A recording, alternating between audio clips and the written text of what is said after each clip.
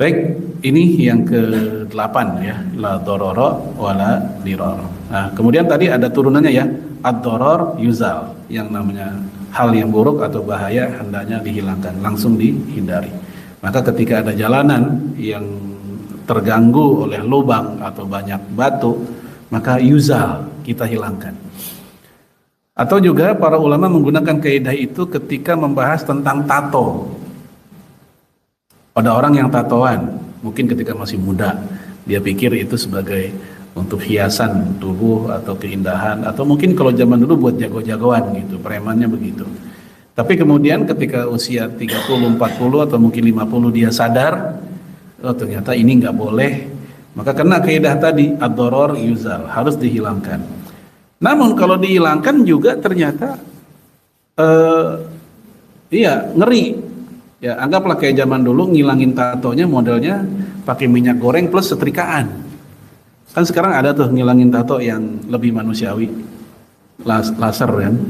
Ya, kalau ini enggak, dia masih minyak goreng, setrikaan nyalain. Ya, coba kasih bumbu matang dah tuh. Ya, nanti dah tuh.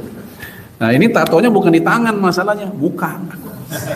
Kan ada kan orang atau muka, badan, udah gitu bukan satu daerah, banyak gitu, dan di daerah-daerah yang ada wudunya buat wudu misalnya.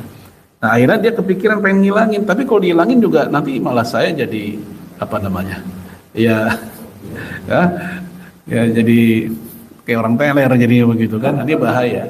Maka saat kondisi kayak begitu muncullah kaidah lain, ini ad-doror la yuzal bid-doror, menghilangkan keburukan itu nggak boleh dengan sesama keburukan. Keburukan dihilangin dengan keburukan, nggak bisa. Atau menghilangkan sesuatu bahaya dengan memunculkan bahaya baru juga nggak bisa, nggak boleh juga.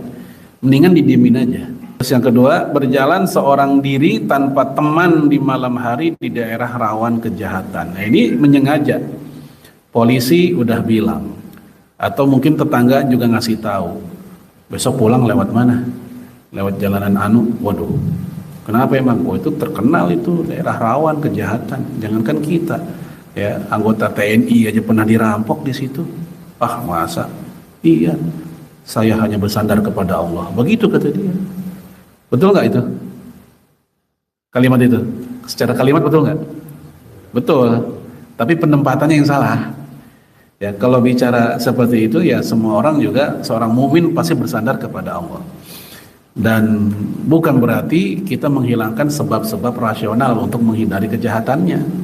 Ya Rasulullah orang yang paling tawakal, tapi tetap Rasulullah mengajarkan kita untuk berjalan sesuai dengan sunatullah kehidupan. Kalau emang daerah bahaya, hindari itu bahaya, jangan dekat-dekat ke situ. Makanya Rasulullah SAW ketika tahu ada sebuah daerah kena wabah penyakit, kan Nabi nyuruh untuk menghindar daerah seperti itu, seperti engkau menghindar dari singa. Ya, larilah dari daerah yang kena penyakit sebagaimana engkau ya kabur dari singa. Orang kalau kabur dari singa nggak usah pakai disuruh kan, secara refleks orang juga lari. Nah, ketika Rasul menyamakan, menganalogikan seperti itu untuk kita berpikir saking pentingnya menghindari daerah bahaya.